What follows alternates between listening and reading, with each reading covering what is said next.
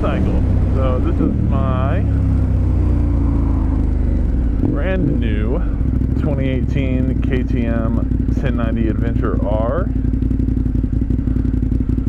So far, my first impressions of this bike are that it is awesome, to say the least. What is happening here? Traffic.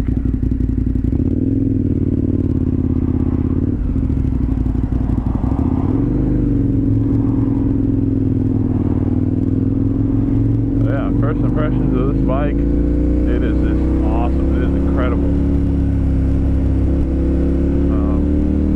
So, if you've been a subscriber to the channel, you'll wonder, well, CP, what happened to the Capenord? Well, the problem with the Capenord, it's not necessarily, was it reliability? It was more or less that it just, how do I put this? Getting parts was impossible. And for something that I rely on a daily basis, I just couldn't have that. There was a couple of occasions, simply getting clutch plates took a couple of weeks. And then the last time, it was a front tire. I had to get a new front rim. So I had bent the front rim in a pothole. And what do you know? It was 6 weeks before I received the part from Aprilia. So I can't be having that. Something I rely on every day. So they're in now. We have the 1090.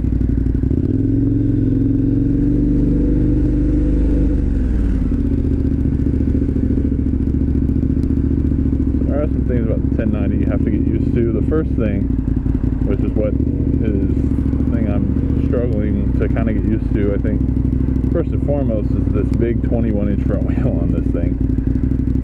It's kind of like a big gyro in the front of the bike, and it makes it a little bit harder to get it to turn in the corners. I mean, it's not a sport bike, you know. You're not trying to drag me on this thing, but just going through, you know, some twisty roads and stuff like that, it is a little harder to get turned in. But it's not so bad that it's a problem. Just, like I said, it takes some getting used to. And I am by no means a dirt rider. I have very limited dirt experience. However, what I found with this bike, and I rode it off-road the other day, is that it's very confidence inspiring. So the traction control is kind of cool. When you put the traction control in off-road mode, it will allow the rear wheel to spin up, but only twice as fast as the front tire is spinning. So it kind of keeps you from like getting bent out of shape, you know, if you get a little too exuberant with the throttle. Which the throttle response on this bike, that's the number one thing I am in love with. It is just awesome. It just wants to lift that front wheel up every chance you get. As far as the sound of it, I don't think the camera really does it justice, but this thing sounds amazing. But that is due to a Aero slip-on exhaust that I have on there, and changed the sound drastically, and I'm loving it.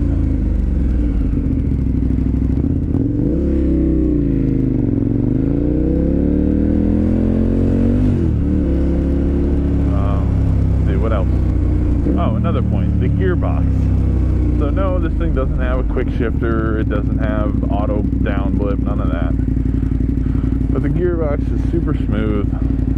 It's very, I mean, I haven't found myself like accidentally missing shifts or anything like that. Finding neutral can be a little bit tough. It's very sensitive. So you once in a while get that false, not a false neutral, but it'll just go to second a lot. It's just, the gearbox is not as like want to say clunky as the Aprilia was. So I'll do some videos of taking this bike in the dirt. Like I said, I'm in no means a good dirt rider, but if you were looking to get into dirt riding, I will say this is, at least to me, it seems like a good place to start. If you're going to buy something that's an enduro, something that's a dual sport, maybe the KTM 690 would be a more approachable option. There's some things.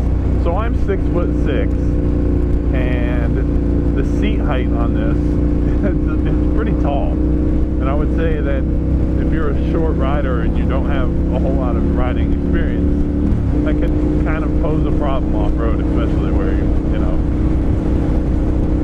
you're going to be getting on and off the bike on uneven surfaces, stuff like that. So I would say the seat height might be a negative for some people. It's not really a problem for me.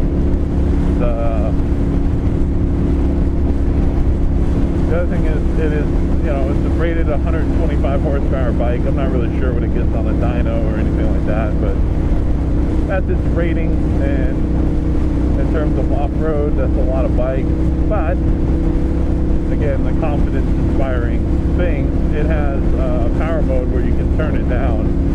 You put the bike into off-road mode, and it kicks it down to, I think it's 100 horsepower. I think it takes 25 off, so that helps. It's a little less exciting.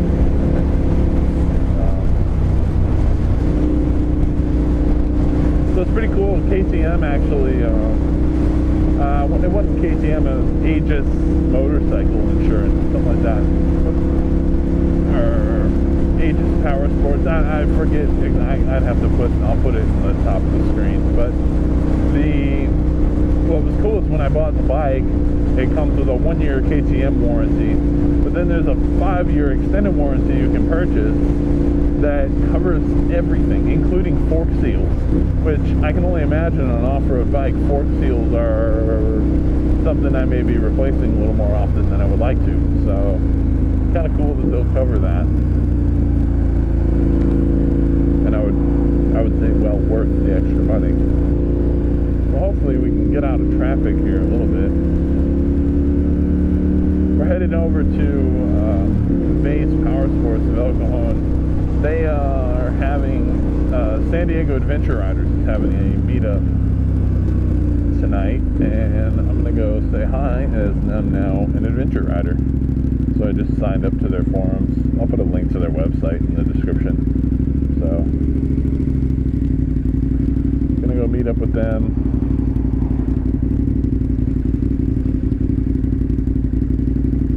Basically, I'm hoping to get some advice on how to ride this thing.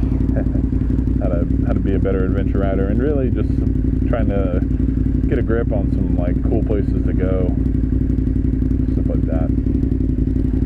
But I will say that changing from sport riding to adventure rider,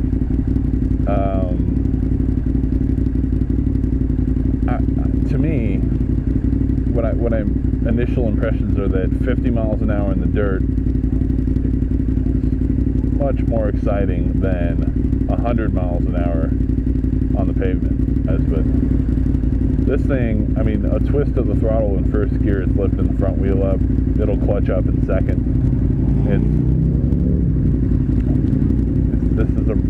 This 1090 is no slouch. This is a heck of a bike.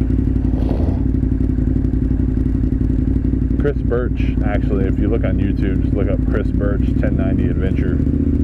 Show what this thing's really capable of. I mean, obviously Chris Birch is a professional rider, so that makes the bikes, make any bike look good, but this one looks good.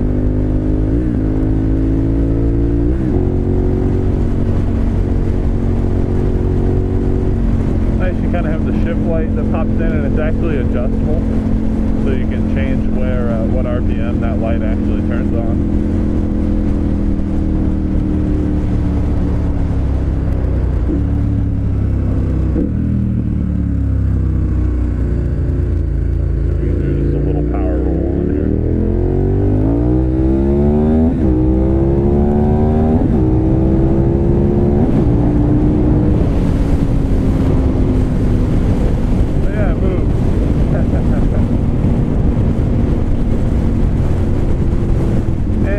Freeway manner. So I thought it was going to be, I used to have a KLR, and I thought it would be kind of like that, where it would kind of like do this on the freeway and wobble around and hunt because of the wind and stuff like that, but you don't get any of that on this thing.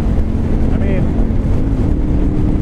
again, it's not a bike I would probably want to do 150 miles an hour on, but it's nice, you know? Yeah, I mean, Freeway manners, the bike is very, very nice on the freeway, very refined. You know, it's not something I expected out of basically a big dirt bike. Right here, we're gonna go check out this meetup.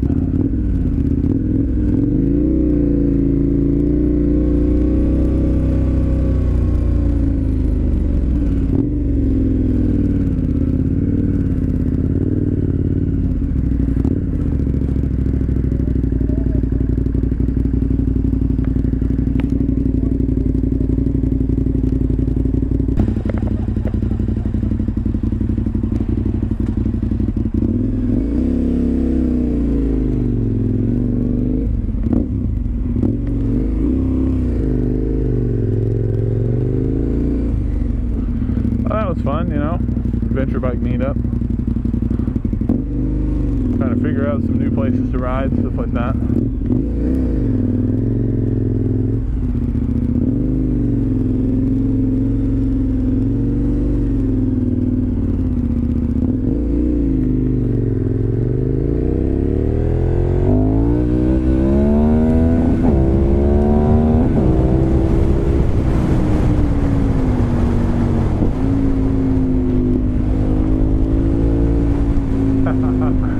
Oh, that's too much fun.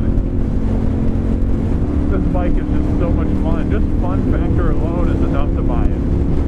Even if you weren't going to adventure ride it, you were going to keep the thing on the pavement, put street tires on it. Hey man, this thing's a lot of fun.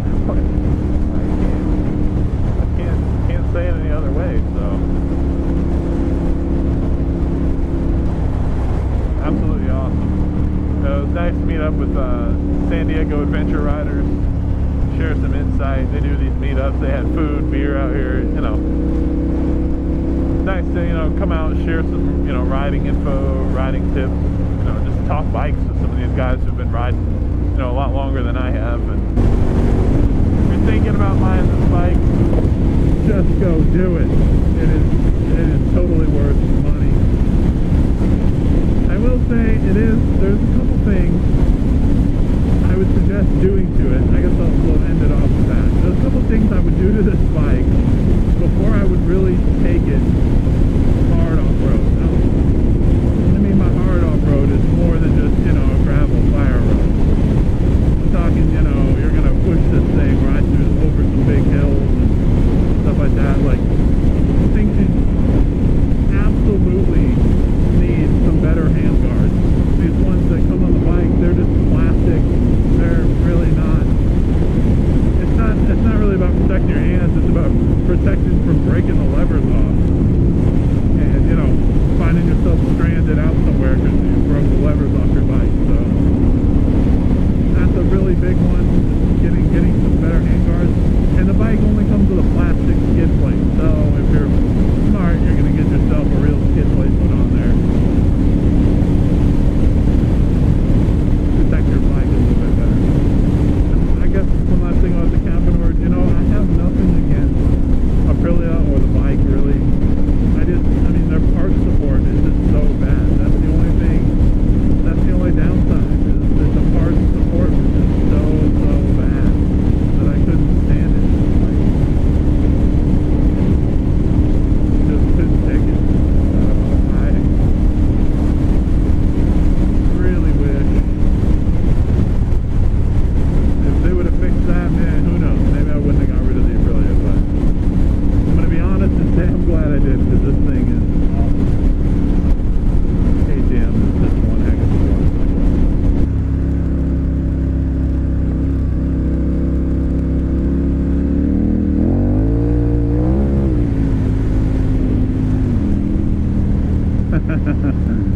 Oh, that's fun. Alright guys, that's the end of the video. I'll be making some more, get an off-road ride in on this thing. guys. Keep the rubber side down, and I will see you all in the next